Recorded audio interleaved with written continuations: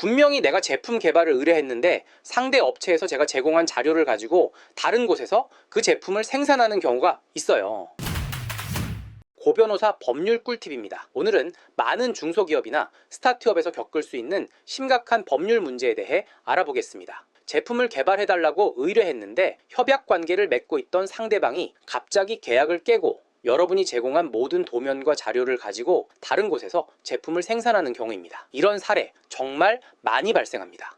여러분이 열심히 아이디어를 내고 관련 자료까지 제공했는데 상대방이 갑자기 우리는 더 이상 협력하지 않겠습니다 라고 하고 여러분의 소중한 자료로 다른 회사와 손을 잡는 상황이라면 어떻게 대응해야 할까요? 오늘은 이런 상황에서 발생할 수 있는 법적 문제와 대응 방안에 대해 자세히 알아보겠습니다. 먼저 가장 기본적인 문제는 계약 위반입니다. 협약 관계를 일방적으로 파기한 것은 명백한 계약 위반에 해당할 수 있습니다. 이 경우 다음과 같은 사항들을 반드시 검토해야 합니다. 첫째, 계약서에 명시된 계약 해지 조건 및 절차가 있는지 확인해야 합니다. 계약서에 30일 전 서면 통지로 해지할 수 있다 라는 조항이 있다면 상대방이 이 절차를 지켰는지 살펴봐야 합니다. 그리고 계약서에 규정된 해지 사유가 있는지도 확인해야 합니다. 둘째, 계약 위반에 따른 손해배상 조항이 있는지 확인해야 합니다. 계약서에 계약 위반 시 개발비의 2배를 배상한다와 같은 조항이 있다면 이를 근거로 손해배상을 청구할 수 있습니다. 셋째, 계약 기간 및 종료 시점에 대한 규정을 살펴봐야 합니다. 만약 계약 기간이 남아있는데 일방적으로 계약을 종료했다면 이는 명백한 계약 위반입니다. 다음으로는 지식재산권 침해 문제입니다. 상대방이 여러분에게서 받은 도면과 자료를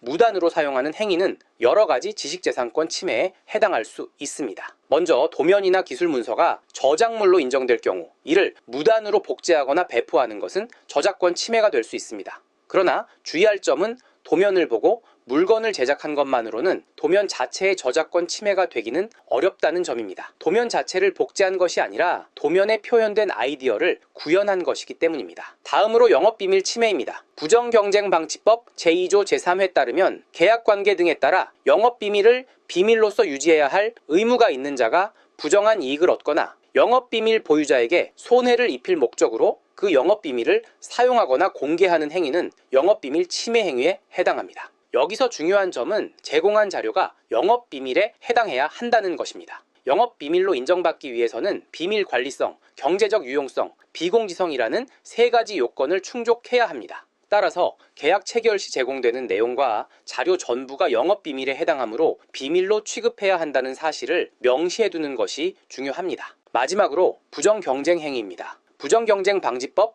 제2조 제1호 참혹에 따르면 타인의 기술적 또는 영업상의 아이디어가 포함된 정보를 그 제공 목적에 위반하여 자신 또는 제3자의 영업상 이익을 위해 부정하게 사용하는 행위는 부정경쟁 행위에 해당합니다. 이 조항은 영업비밀 요건을 충족하지 못하는 경우에도 적용할 수 있어 매우 유용합니다. 예를 들어 제품 개발을 위해 제공한 아이디어를 상대방이 다른 목적으로 사용한다면 이 조항을 근거로 대응할 수 있습니다. 이런 상황에서 취할 수 있는 법적 대응 방안에는 어떤 것들이 있을까요? 부정경쟁방지법 제4조에 따르면 부정경쟁 행위로 영업상의 이익이 침해되거나 침해될 우려가 있는 경우 법원에 그 행위의 금지 또는 예방을 청구할 수 있습니다. 또한 동법 제10조에 의하면 영업비밀 침해로 인해 영업상의 이익이 침해되거나 침해될 우려가 있는 자도 마찬가지로 금지 청구를 할 수 있습니다. 즉, 여러분은 상대방에게 더 이상 우리의 자료를 사용하지 말라는 금지 명령을 법원에 신청할 수 있습니다. 침해가 계속되어 회복하기 어려운 손해가 발생할 우려가 있다면 가처분 신청을 통해 신속하게 대응하는 것도 좋은 방법입니다. 계약 위반 및 지식재산권 침해 시 그에 관한 손해배상을 청구할 수 있습니다.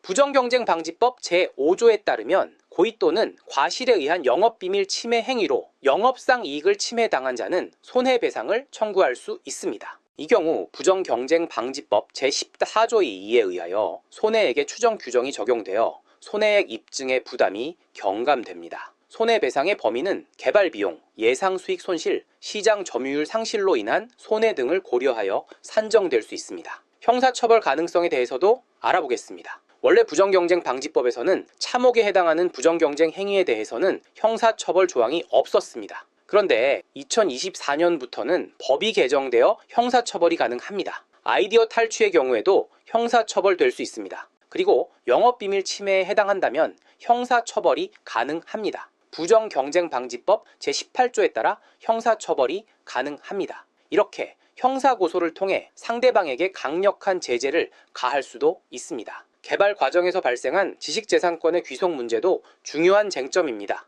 이와 관련하여 다음 사항들을 확인해야 합니다. 첫째, 계약서상 지식재산권 귀속에 대한 명시적 조항이 있는지 확인해야 합니다. 개발 과정에서 발생한 모든 지식재산권은 의뢰인에게 귀속된다 같은 조항이 있다면 이를 근거로 권리를 주장할 수 있습니다. 둘째, 개발 과정에서 발생한 특허, 실용신안, 디자인권 등의 소유권이 누구에게 있는지 확인해야 합니다. 이미 출원이 이루어졌다면 출원인이 누구인지도 중요한 고려사항입니다. 한마디로 계약서를 잘 써야 하는 문제입니다. 잘 몰랐다는 말은 법정에서 통하지 않습니다. 계약서를 쓸 때 꼭 기억해 두세요. 최근 활발하게 문제가 제기되는 부분은 공정거래법 위반입니다. 상황에 따라 공정거래법 위반 문제도 적극적으로 제기할 필요가 있습니다. 특히 대기업과 중소기업 간의 거래에서는 하도급법 위반이 될 수 있습니다. 기술자료 유용행위나 부당한 계약 해지 등이 하도급법 위반에 해당할 수 있습니다. 이런 문제를 예방하기 위해서는 어떻게 해야 할까요? 첫째, 계약서 작성 시 다음 사항들을